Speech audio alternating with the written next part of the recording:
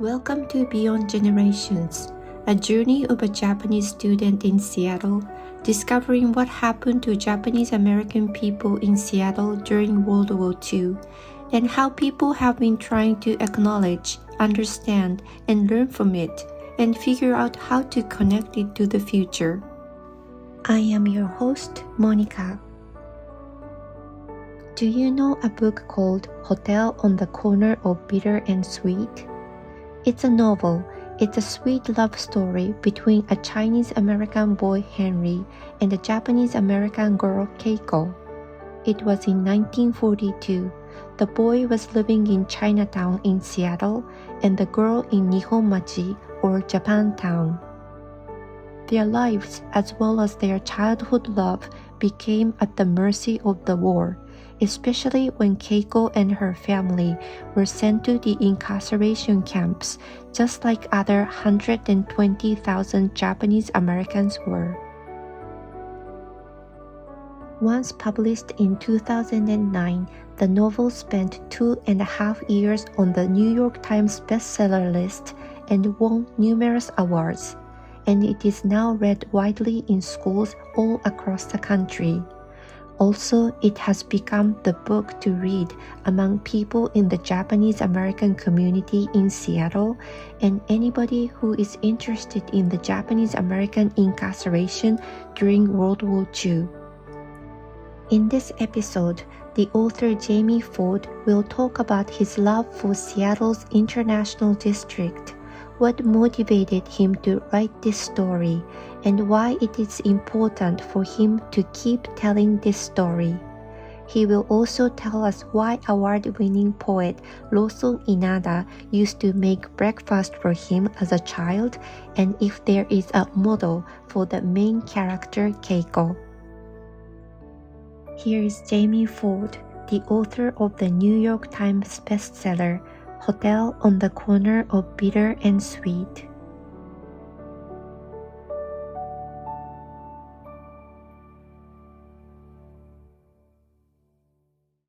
Thank you, Jamie-san, for being here today. That's my pleasure. Thank you so much for having me. Thank you. So I was actually at the Panama Hotel yesterday, and after that I walked around the International District in a drizzling rain. Oh, no. So it was a very Seattle-like Sunday, wasn't it? Yes. Okay. So have you recently been to Seattle? Yeah, I'm there so often that I often forget when I was there. I'm usually there 7 or 8 times a year. I'm there next month for 2 things. One for the Wing Lucan Museum, and then another thing for it's like a literary conference. Plus I still have family there, and so often I just go out there just to see family. Oh, I see. Okay. So you yourself spent part of your childhood here in Seattle, right? I did. I grew up in the greater Seattle area, and we moved around quite a bit.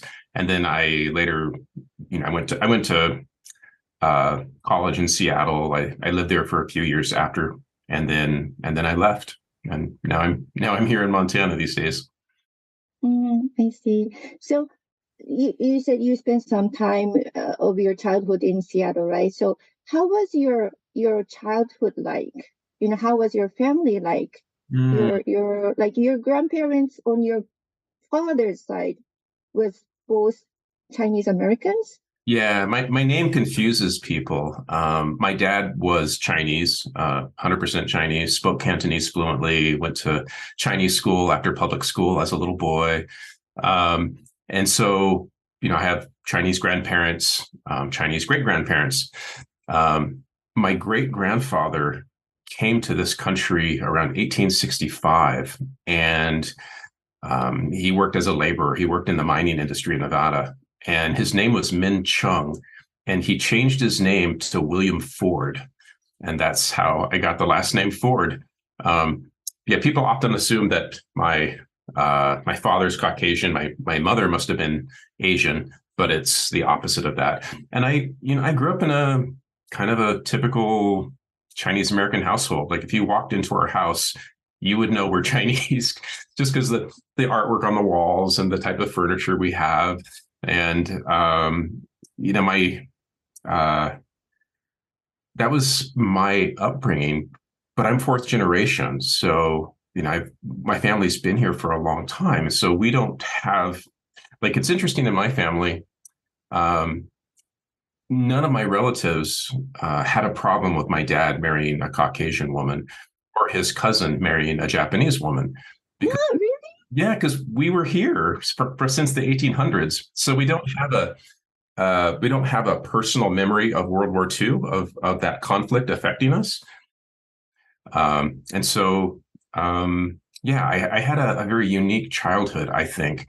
And it wasn't very common for a Chinese American man to have a Caucasian wife in the 60s.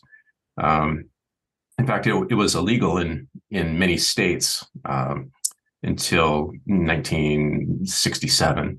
And so, yeah, I take it for granted that my childhood was fairly unique.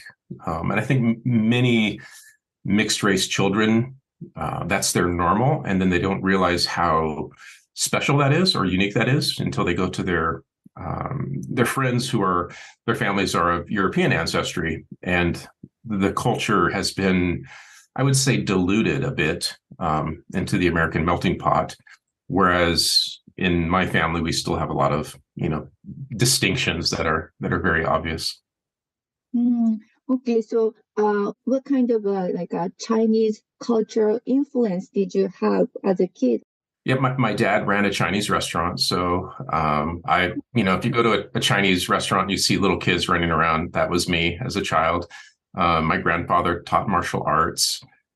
I think really one of the most memorable, moments of my childhood were when we would have the big banquets for like my grandparents' 50th wedding anniversary, my grandfather's 80th birthday, these huge banquets in the International District.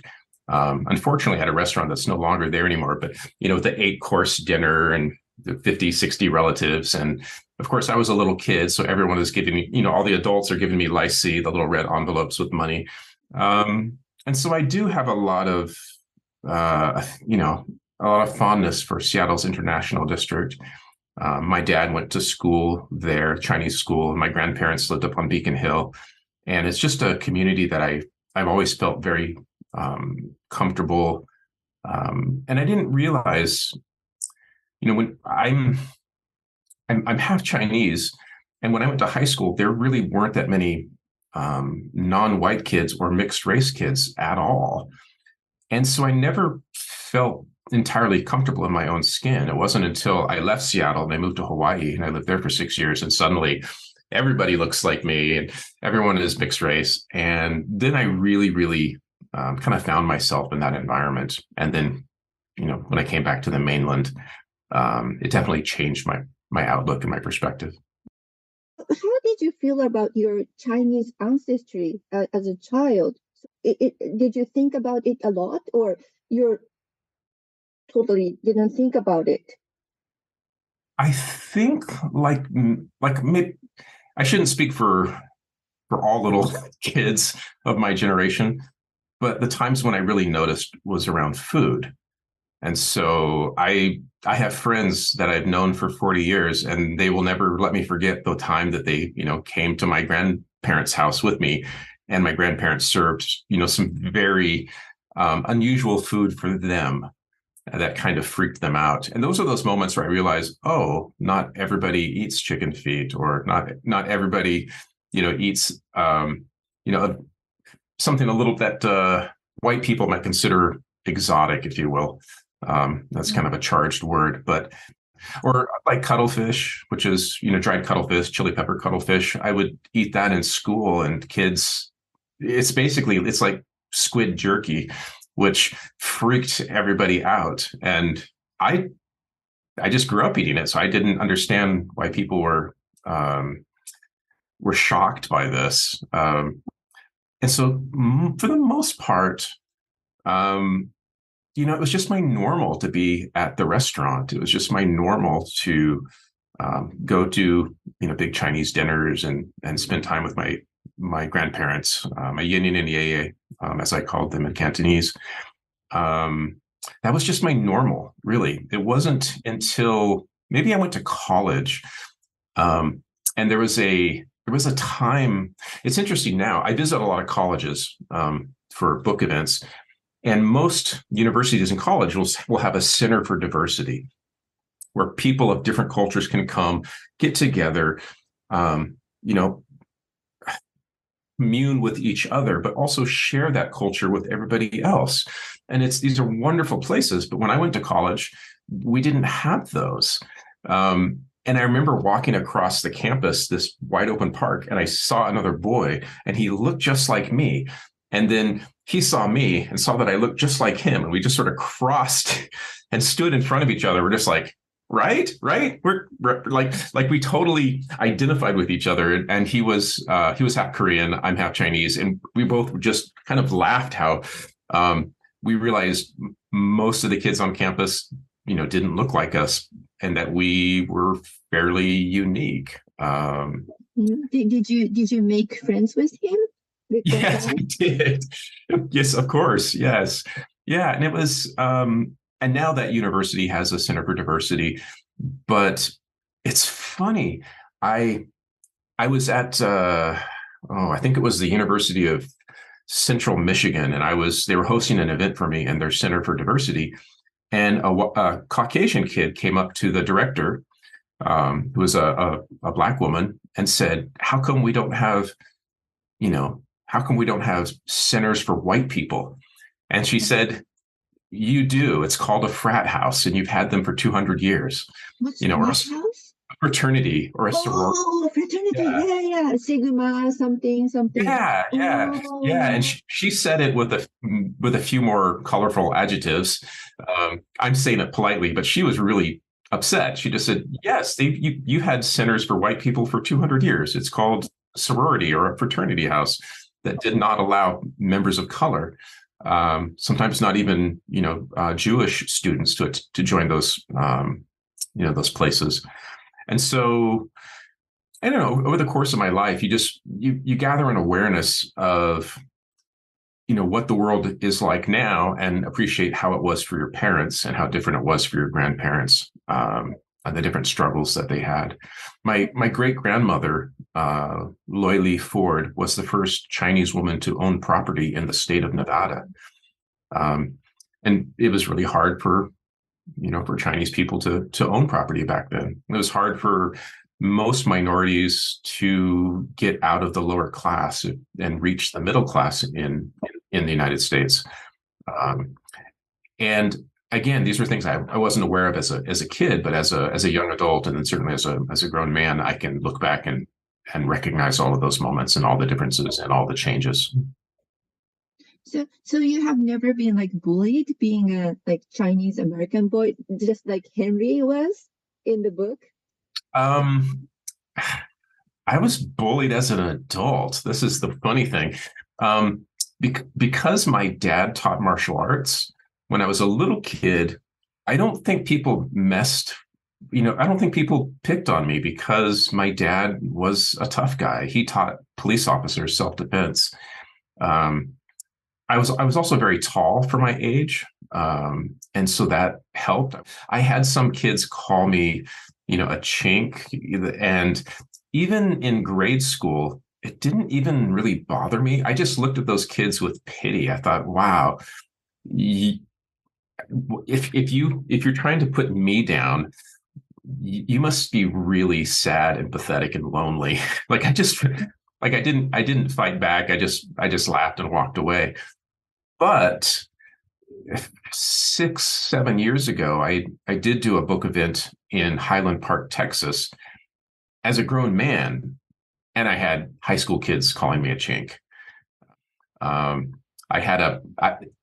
visited more than 100 high schools, and this was the only bad experience I've ever had.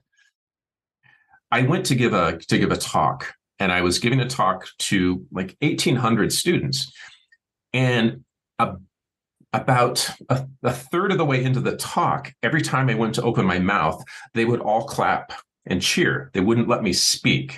They were just trolling me. And I wasn't sure what was going on. And so then I said, okay, I appreciate the enthusiasm. I'm going to count to 3. Everyone scream and yell. Everyone did it. Okay, it's out of your system. I'm going to continue my lecture. And they wouldn't let me speak. And I wasn't going to let them run me off the stage. So I just kept speaking and they kept clapping.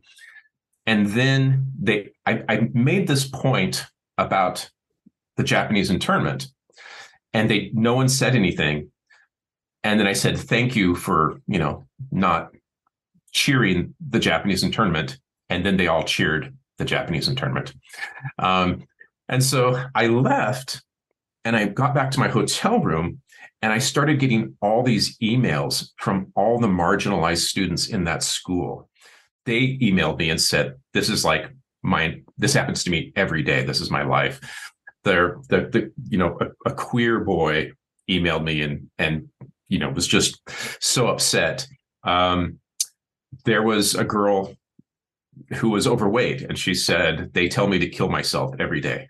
And so and they all said, please don't say anything because they'll know who I am.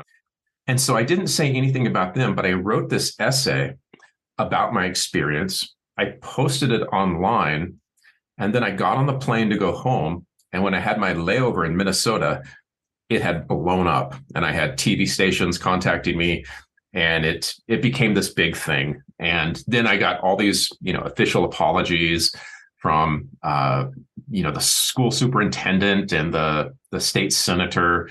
I also had parents who, were sending me emails just threatening violence. They wanted to hurt me. And it's funny because the parents weren't there, and they only heard what happened through their young juvenile's mouth. So what some of these students told the parents that I did was not true. And so they somehow blamed me. And so these parents wanted to threaten me. It was just this big, ridiculous thing. But it went mega viral, and it made that school, the ugliness of that school was revealed to the entire nation. To me, it sounds very sad. How did you feel about it? Now that you're an adult, do you know how to deal with it? But how did you feel as a person? I was every emotion all at once. I mean, I was very upset. I was very angry, but I was more concerned for I got to get on a plane and go home. My heart broke for the kids who are still there that can't go anywhere.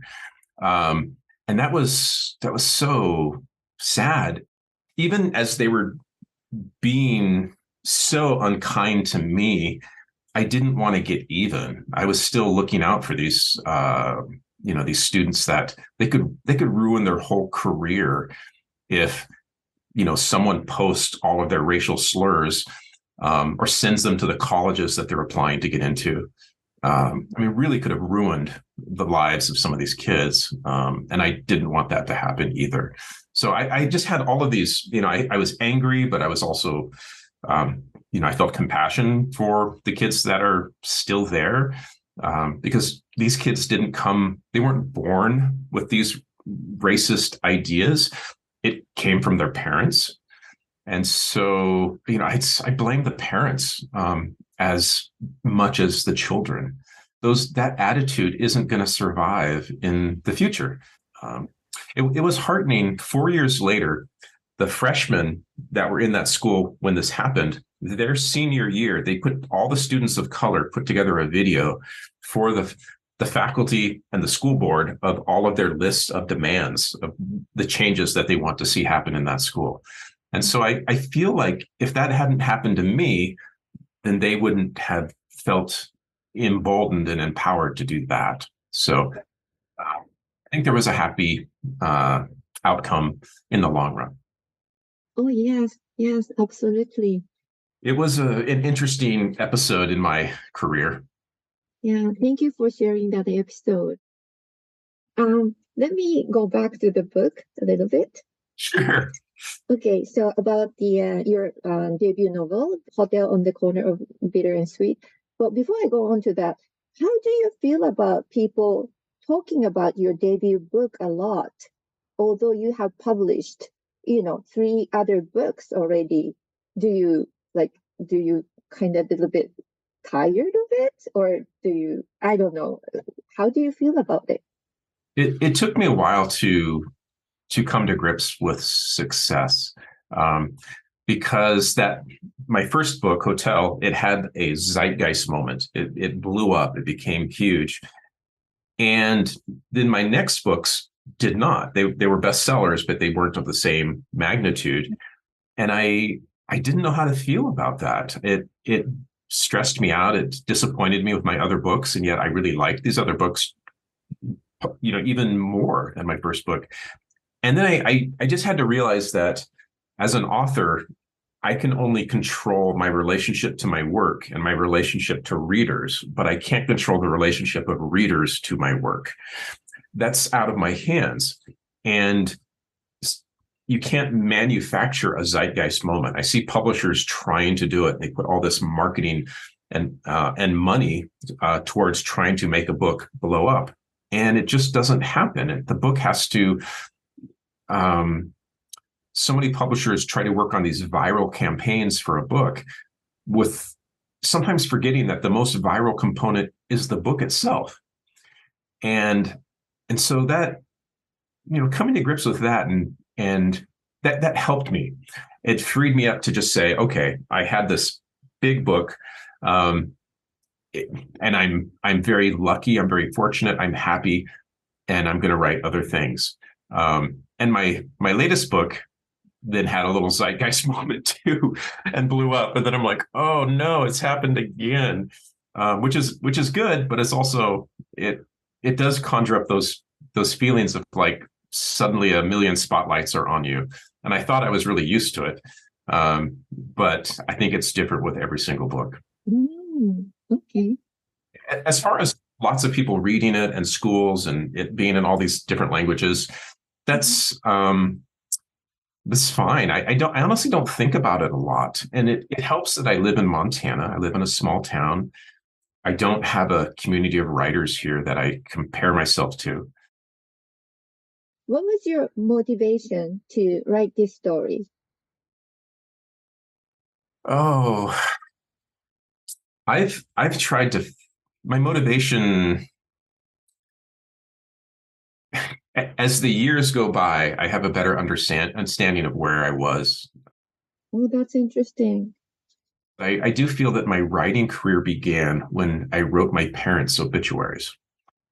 Once I lost my parents, then I had an emotional well to draw from. I had a different emotional point of view, and suddenly my stories came alive emotionally on the page. And really, when my dad passed away, I felt cut off from my Chinese American heritage, and also just had a lot of unanswered questions. One of the big regrets of my life is that I didn't ask my parents enough questions about their own childhoods. And once my dad was gone, I couldn't get answers to all of these questions.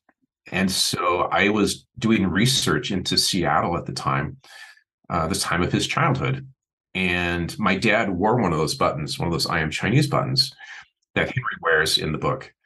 I wrote the book as kind of a love letter to the International District, which is a neighborhood that I'm very fond of, that I feel is often neglected by the city of Seattle. Historically, it's horribly neglected. There's all this economic vitality, and they just sort of ignore this neighborhood. And I wanted to, kind of honor my Chinese heritage and explore that.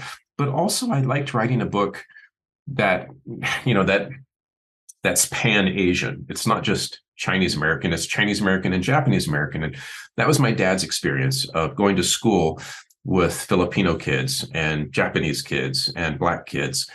And, the Bailey Gatzert was the elementary school that he went to at the time, was one of the most diverse elementary schools in the country as far as, Native American kids. It was very, very diverse. And I think even in Seattle at the time that I wrote the book, most Caucasian people just lump Chinese, Japanese, Korean all together, into one homogenized group. And there's such distinctly different cultures and identities, not just language. And so I just wanted to explore that a bit. Okay.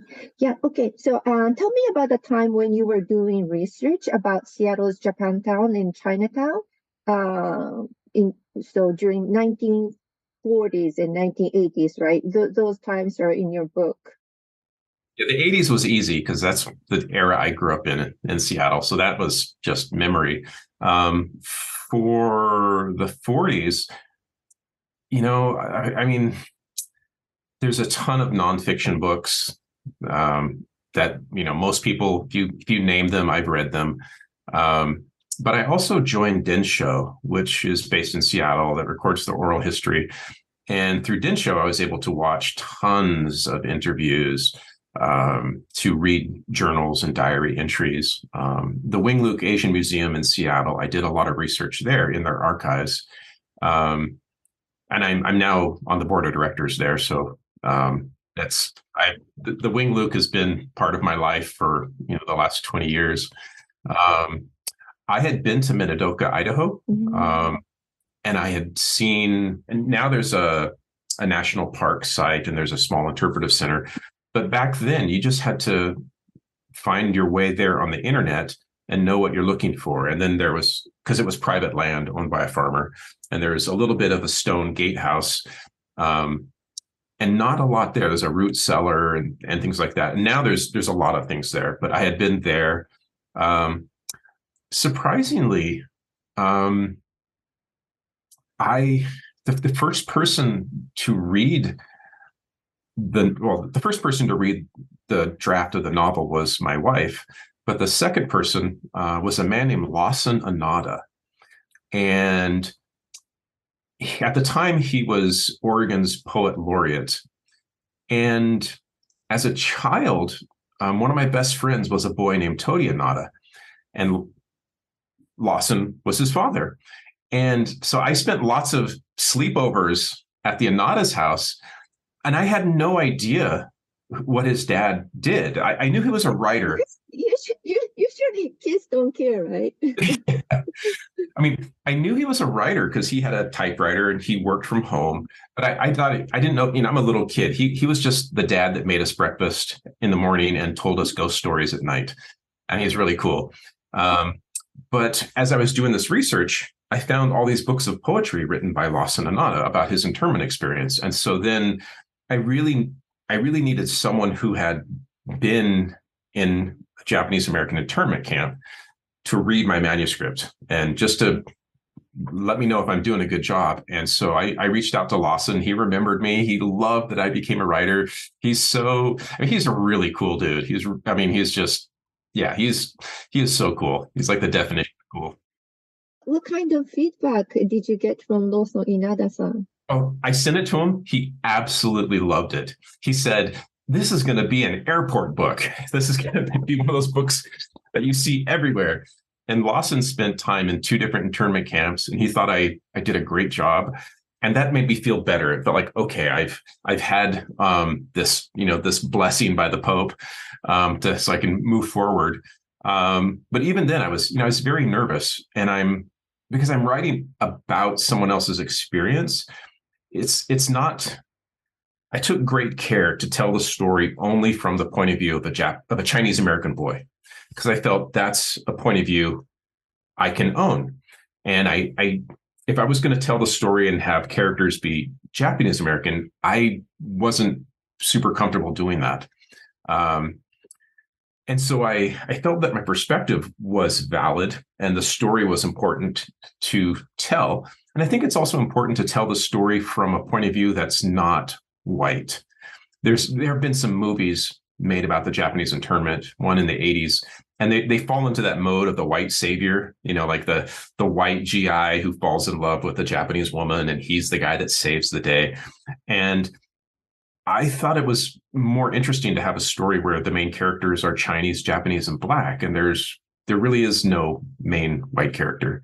Mrs. Beatty is as close as we get to a main white character, and even Mrs. Beatty, I don't ever say her ethnicity, which I find fascinating, because when I visit schools in the South, they all assume Mrs. Beatty is Black, and schools in the North assume that she's white, because that's the lunch ladies that they grew up with, I guess.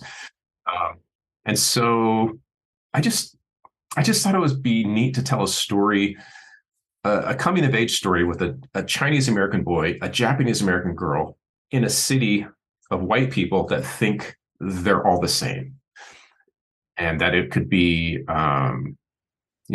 entertaining, but also educational. I see. So there's one question that is related to what you have just said. So there's one question I was going to ask you is, what were the advantages, not challenges, you might have had to write about the incarceration you or your family did not experience? Oh, not the challenges, but the advantages. Yeah, the advantages for me is not having such a heavy emotional connection to it. And I know in a lot of Japanese American homes, there was a generation that didn't want to talk about it for a variety of reasons, and really only began to talk about it in the 80s with the redress, the reparations, and really the Sansei, the third and the Yonsei, the third and fourth generation, that wanted to know what happened to their grandparents, wanted to know what happened to their parents, and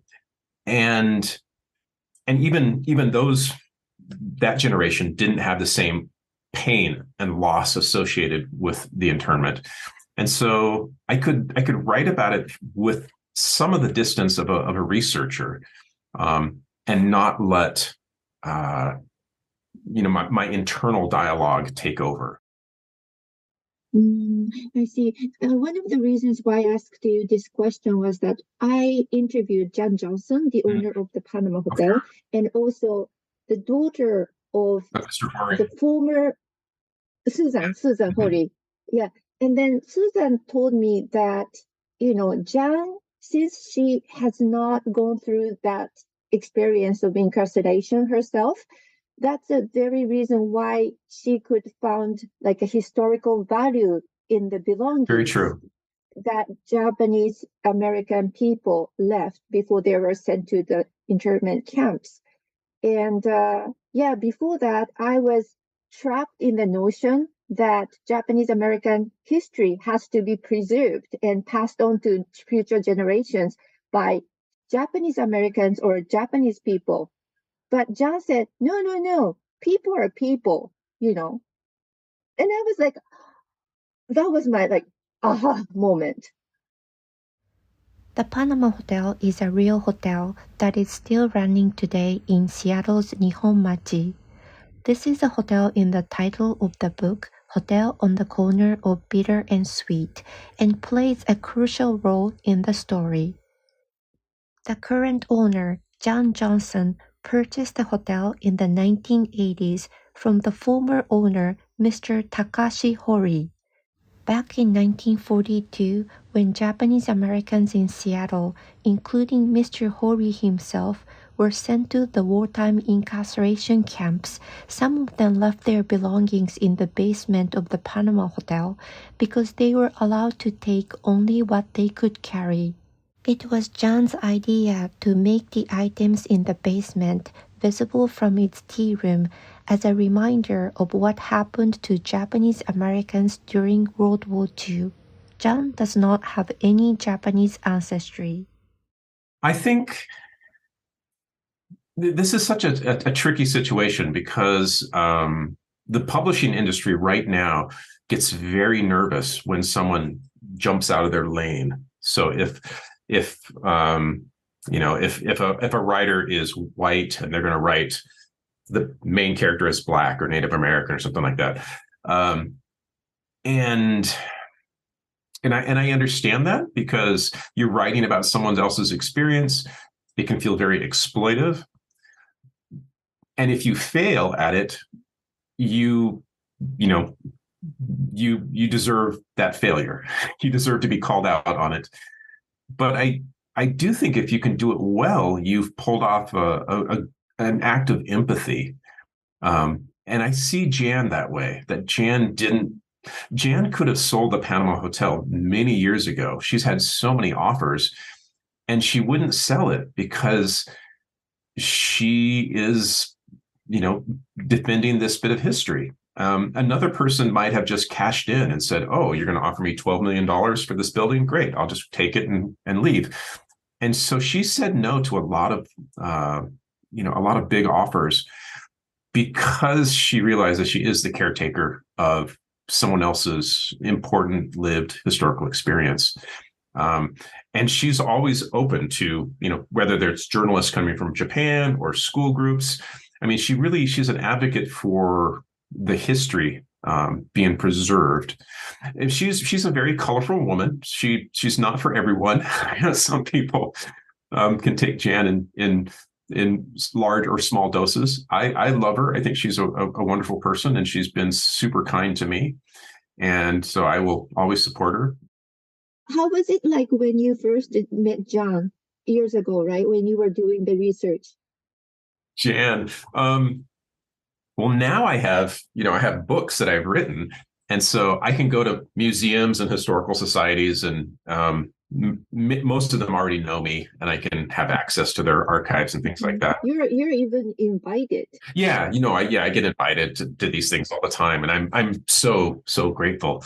At the time, I didn't have a book published, so I just sounded like a crazy person. And I had called Jen several times and wanted to meet with her, and I wanted to go into the basement. And I could never pin her down. So I actually flew to Seattle, and I just sat in the tea room for an entire day. And Jan's just coming and going. And I told her, like, "Hi, I'm here for this." And then she's like, "Okay, I'll get to you." And then she's just gone. And then she's coming, like an hour would pass. And then about 3 p.m, she was just like, "Okay, what is your deal? Why are you here?" And I said, I'm writing a book. I'd really like to go into the basement if that's possible. And she said, "We only do tours. Well, we do tours, but a minimum of 8 people." And I said, "Okay, I will pay for 8. And you're elite. And so I did.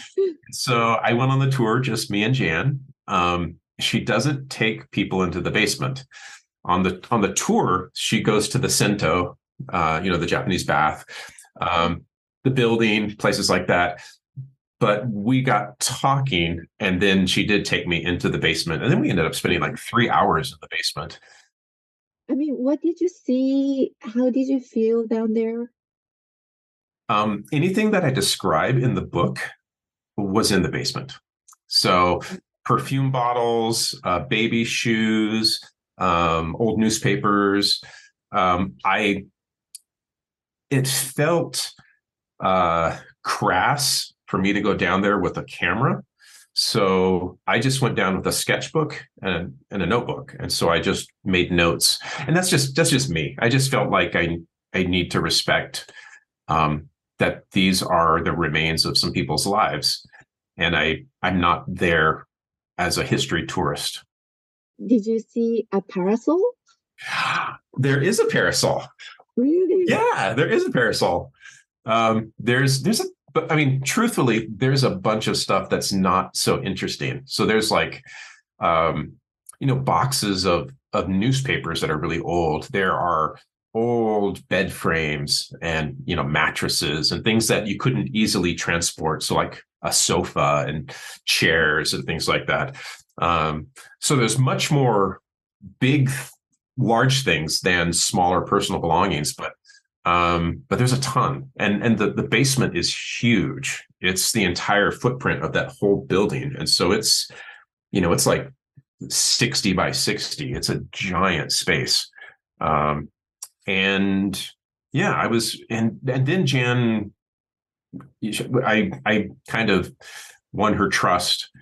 And then when I had an advanced copy of the book, I sent it to her and she didn't read it. And I'm like, well, they're publishing it. And she only read it after book clubs started coming into her library. And then she's like, this book is just bringing all these people in, so I better read it. And then she read it and really liked it. Do you still have contact with Jan? Oh, yeah. Okay, that's great. Yeah, I often when I fly into Seattle, I will go to the Panama first. And so I will just go and stay at the Panama for a few hours. And I stayed there. The last time I was in Seattle, I stayed the night at the Panama. Oh, intentionally you chose the Panama. Yeah, I usually stay at the Panama at least once a year. And it's just nice to be there. I usually catch up with Jan. There's usually someone from the community that I'll run into in the tea room. Last time I was there, it was Ron Chu, who was the former executive director of the Wing Luke. And so it's just always nice to be there and see someone that I know and chat them up for a little bit. Okay, so this novel was on the New York Times bestseller list for 2.5 years. What do you think resonated with people, about the book beyond the Japanese American community and Asian American community? Yeah, it's an interesting question because I think my book arrived at this wonderful turning point in our culture. I think the 50s, 60s, 70s, and a little bit into the 80s, Caucasian readers tended to read books written by Caucasian people about Caucasian people. And publishers looked at that and they would see a Black writer and they would say, oh, you're a Black person and you're writing for Black people. Not just saying you're a Black person who's writing a book and it's a great book and lots of people should read it. The publishing industry had pushed people of color and people of different experiences into these these sectors. And I think we reached a point in our culture where we stopped doing that. Bookstores stopped. I mean, the classic example was, and she was a Seattle author, is an author named Octavia Butler, science fiction author. She was Black, and they would often take her books out of the science fiction section and put it in the what was the Black section of the bookstore. And we've stopped doing that as a culture. And so now we have people, this cross-pollination of people reading about other people's experiences. And I think that builds empathy. I think it builds compassion. I think it really helps us and insulates us as a society from a lot of, really bad things. And so the book arrived, I think, at that time when there was an appetite among mainstream Caucasian book clubs to read about Afghanistan, to read about India, to read about other experiences. And so that the timing was really good. Also, I think people like love stories. I think that's the common thread. I think that's why the book does well in Brazil and does well in Italy and Norway. I've been to Norway for 2 book tours, and there are not very many Asian people in Norway. It's a monoculture of white Nordic beautiful people, but they love this book there, and I think that's great. Yeah, I think it's if you can read a book for entertainment, but if you're learning something along the way, I think that it's a force multiplier. It's a doubling effect. It gives people multiple reasons to enjoy the book. And I do think, it's interesting. Some men read the book because men are often history buffs.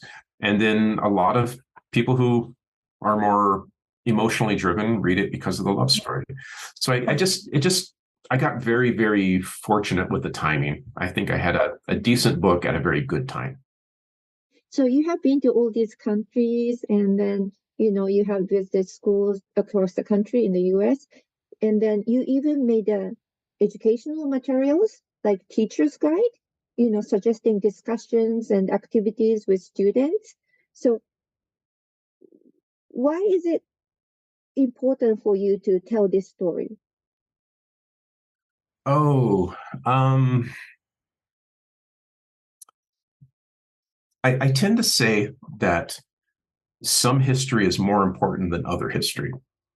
And in the United States, there is a real push for us to have patriotic history. Which is ridiculous because we don't have patriotic math. We don't have patriotic, English class. But when it comes to history, they want to get an eagle on the cover of the book, and it's, the Statue of Liberty and the flag.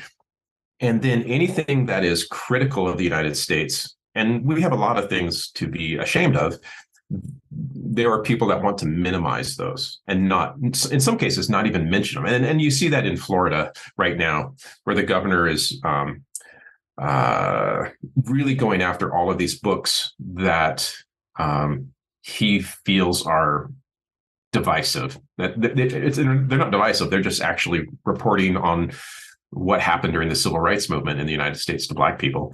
But he doesn't want that to be in history books. And so I do think it's important that it be taught in school because when my daughter was in school, she came home with her history book from high school, and it was about this big. And I went to the index. I found the Japanese American internment. I found the page, and it was like a half a page, and that was it. And that was the same amount of real estate that was given to the cotton gin, which is a little device to process cotton. And if we forget who invented the cotton gin, we're not diminished as a society. But if we forget that we incarcerated 120,000 people, most of whom were American citizens, then we're losing something. And so I just think some history is more important than other history. So is it your role as a storyteller to tell this story to as many people as possible? It's true. My role is as a storyteller, but I'm not a professional historian, and I'm not a professional, activist organization. I'm just telling a love story in this historical context, but that history is very important history, and I want to make sure it's represented accurately. And because of I didn't plan for the book to be in schools, but because I know nobody does, but because people found it had academic value, then I'm happy that's not what I planned, but it's a wonderful outcome. And as a writer, I do write very emotional stories. I often say I consider myself someone in the compassion creation business. And I do think by writing emotional stories, you create compassion, you create empathy. Hotel on the Corner of Bitter and Sweet is a coming-of-age love story between a Chinese-American boy Henry and a Japanese-American girl Keiko when the countries of their ancestries were at war against each other. There are other characters who weave this rich story together with them, including Sheldon, who is a black saxophone player who would become Henry's lifelong friend, and Mrs. Beatty, who was a lunch lady at an all-white elementary school where Henry and Keiko nurtured their love and friendship. Which do you think is my favorite character in the book? For you? Just guess. I'll say Sheldon. How did you know? Really? That's so great. Sheldon. Oh. That's awesome. Yeah. You did right. Because he has all the wisdoms. Yeah. And he sees things other people don't see, and he tells it to people. And I think we need more Sheldons in this world.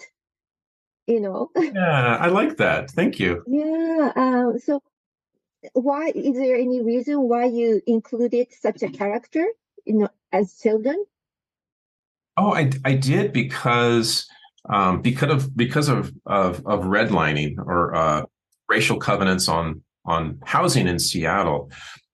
It pushed people of color to live in certain neighborhoods, and so you would have a neighborhood where there's an Italian American and a Black American and Jewish American and Chinese American, all people of color living in this area. And so during World War II, there were, I think, 38 jazz clubs on South Jackson. And so you had this space that was used by,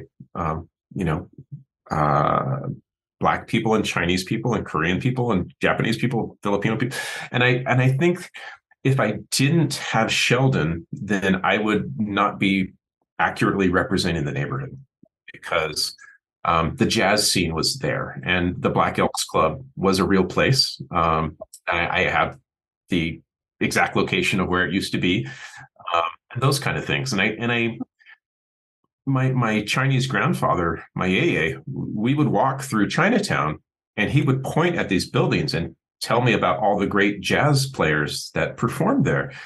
And I thought, that why here? Why not elsewhere? And as I grew up, I realized, the socioeconomic reasons for these neighborhoods were created. But yeah, I just needed him. I needed that part of the community represented, I think. So is there anything in the story, in the book, that is not well known, but people should know? Well, I think it's, I don't know how well known it is now, but the character of Oscar Holden was a real character, and some people don't realize that that he was real. And I contacted his daughter Grace and got permission to put Oscar in the book, because I had written a character that came from the South and played the piano. He was a stride piano player, so he played a certain type of way, and he left the South. He was trying to get as far away from the South as possible, and was this terrific musician. And that was Oscar in real life. And so I could have just made up a character, but since most people don't know about him, I thought it would be a way of honoring him and his family. And then I went to his daughter Grace's, and she's passed away now, unfortunately, but her 80th birthday party, and met, all the Holdens, who were so delighted that I put their grandfather and father in the book, just to memorialize him, because he was an important person in the Seattle music scene. It must have meant a lot to his family as well, And it is a family that is still full of musicians. And so when I went to Grace's birthday party, they had a microphone, a drum set, a piano, and just various family members would go up and perform, which was, there's just a super talented family. And Grace herself is a singer, was a singer. You're so open to many different experiences and many different people. Yeah, it's like, people should try different foods. People should try different cultures. Watch movies with subtitles from. I want to, and it's often, as novelists or writers, we often get locked into one genre, and we become a genre snob. It's like, I'm only going to read these type of books, and these ones are not worthy. And I'm not that. I want to read the best of everything and see why people like it. And so I think I do the same thing with food. I try to do that with personal experiences. I just want to take the blinders off. And a lot of times we live with these blinders that society puts on us, which I think is unfortunate. Yeah, true, very true. Okay, thank you so much. I asked a lot of questions. Just curious, is there a model for Keiko Okabe? Like that, your first love or something? Kind of. I had this first love in high school. She was not Japanese, but it was this very sweet, innocent relationship. And also, I do have a friend named Keiko Akabe. So I used her name, and we were good friends. We went and saw the Beastie Boys together. It was a concert. Okay, so the name was from your good friend, and Yeah, probably like the image was from your first love in high school. exactly. Yeah. Okay, thank you, Yeah. thank you. Okay, thank you so much. This was almost like a nice talk in the Panama instead of the interview. Yeah, it was a good conversation. Thank you so much. Okay, thank you. Hotel on the Corner of Bitter and Sweet is the author's love letter to Seattle's International District. Jamie Ford did careful and thorough research to give this love story a correct historical context and to show respect to those people who were affected by the incarceration. It turned out that it became more than a love story that would touch the hearts of millions of people. It became something people can learn from about the Japanese-American incarceration during the war.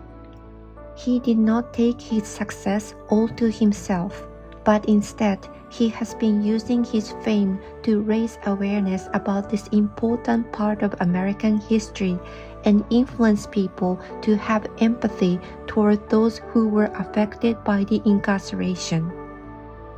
My journey of discovery of the Japanese-American incarceration during the war began from my curiosity to find out if the hotel in his book that stores belongings of Japanese-American people in Seattle really exists.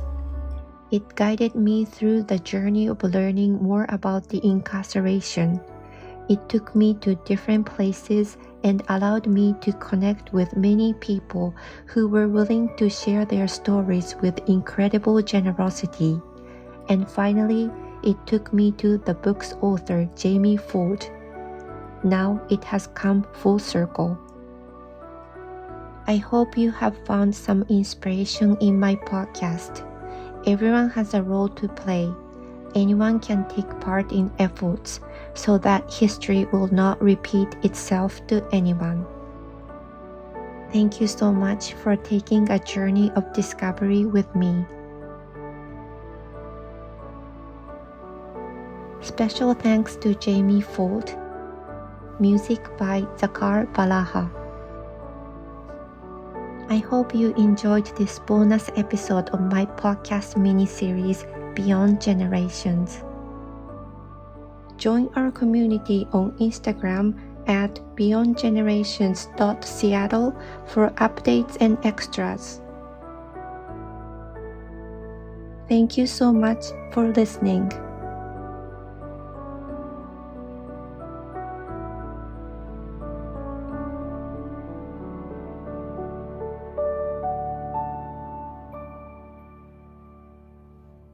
This is Monica. You have been listening to Beyond Generations. My journey of discovery will continue.